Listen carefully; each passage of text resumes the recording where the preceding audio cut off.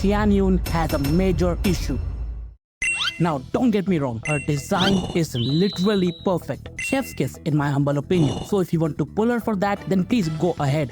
The issue, however, is with her kit and her constellation. For those who don't know, Xianyun is primarily a support healer unit. Her support capabilities come into play when you want to do plunge attacks. Basically, using Xianyun's ultimate will allow everyone to become Shao while also buffing their plunge damage. And as such, she is an incredible unit for him and Gaming, the new 4-star character.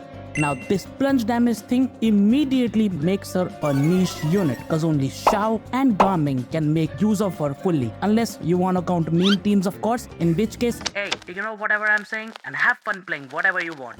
But other than that, you can't make full use of her abilities in many team comps. She is restricted to Shao, Gaming and maybe Dragon Strike Dilu. However, one major plus side to her kit is that she is an incredible god tier healer, especially for Furina, who requires that team-wide healing to buff damage. In fact, Xianyun's best team is Shao, Furina, Bennett and Xianyun herself, considering you don't mind Circle Impact. However, if you don't have Shao or Gaming, then you are literally not using one half of her kit. As for her other problem, she is a 5-star unit whose buffs are outperformed by a 4-star, granted at C6. Shao, for instance, does 61% more damage in his burst cycle with Xianyun compared to solo burst cycle. But with Faruzan C6, Shao does 85% more damage. And not to mention, Xianyun's buff lasts for 8 plunges, meaning the last 2 plunges won't be buffed, whereas Faruzan's buff lasts for the entire duration. To close this buff gap between Xianyun and Faruzan, her signature weapon comes into play, which gives 28% plunging damage bonus. Now this is good and all, but we all know how weapon banners are a scam even after the dual pity thing. Here we go! I swear to fucking God! You have to be fucking kidding me! The only thing Xianyun has going for her in this scenario is that she buffs plunging damage for all, while Faruzan only buffs anemo damage. And also the fact that she is a healer. Now, let's talk about some real issues. No, not that one.